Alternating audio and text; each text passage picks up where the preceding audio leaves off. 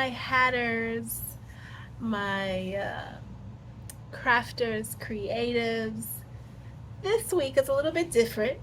You have usually viewed me, if you're returning and you're a subscriber, thank you. You usually watch me either work on my homework from um, FIT as a millinery, taking the millineries course there, or you've seen me do actually making some hats or fascinators or veils. Well, as I am working hard to become the greatest hat designer in the world and put myself on that level of the milliners greatest top 5 list. Hey, if you can see it, you can be it, right? I have to be a student of hats. I have to know the history of hats because a lot of times what you're doing is not new. You're just maybe creating a different perspective on something that has been created before, unless you are completely avant garde with your hats. So, as I was um, researching the best hat blocks, the most popular hat blocks to buy, and a hat block is basically a wooden piece of block. It is the shape of your hat. You take something like this has not been blocked, it has no um, shape, it has no size, and that's what a hat block does. It gives, and this is what they call a hood, cape line, by the way. So this is moldable material. So what I would do is take this cape line, put it on the wood block as you see, as you've seen there, and you create the shape, and these blocks come in different head circumference sizes. Okay. So I'm like, yeah, I think I do want to add a Kango style hat or a bucket hat to my hat repertoire, right?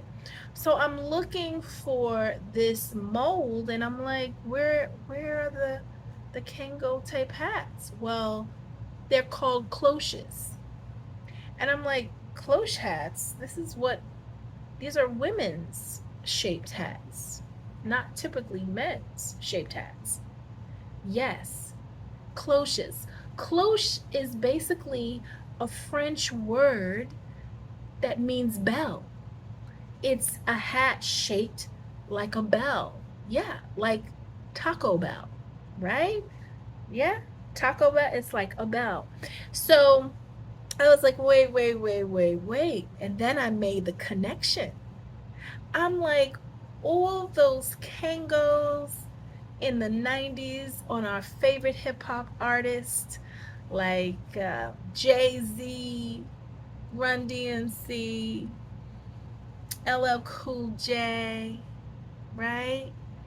And even our bucket hats that were made popular by EPMD. Yes, if you know, you know.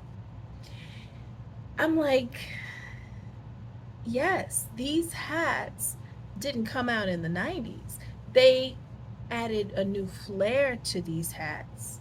And, we know streetwear. We take anything and just make it fly, right?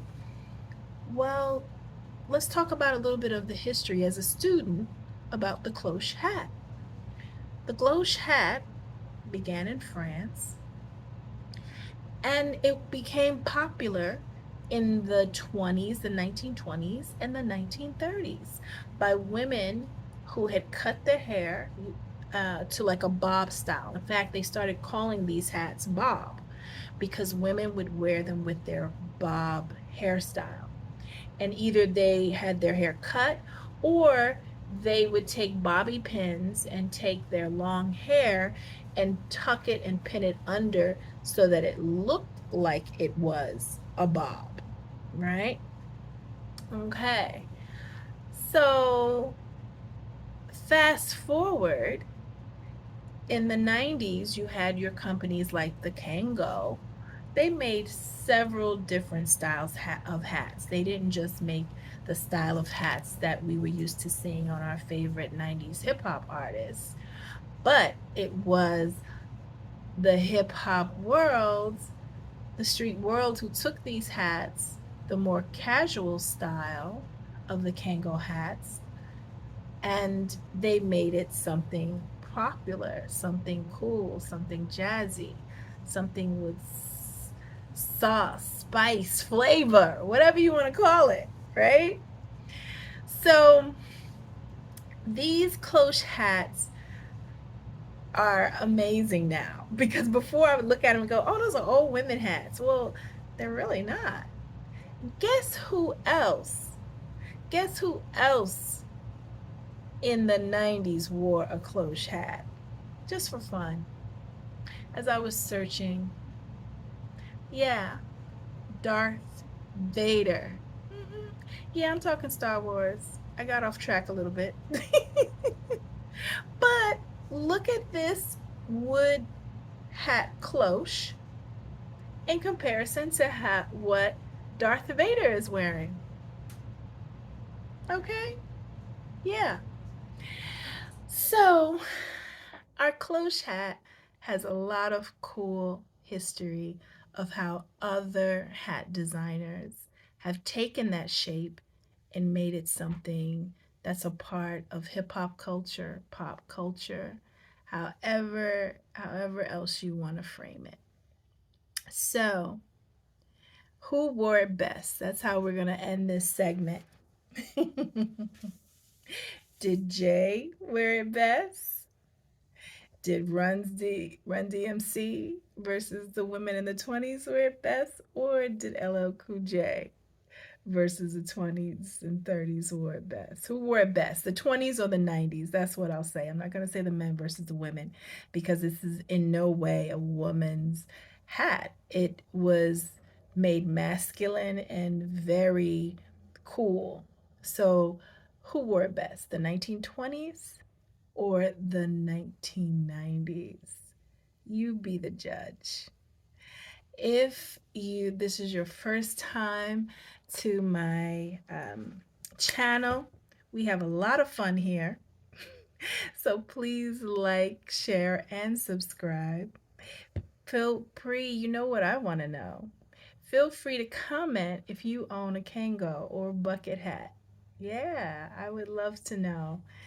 And I'm looking forward to seeing you next week with either some new tips and tricks or techniques that I'm learning on this hat adventure, or some research or homework that I'm doing, all regarding hats. Yeah, right here on Flying Bells Tossed Hats. All right, guys. Peace. See you next week.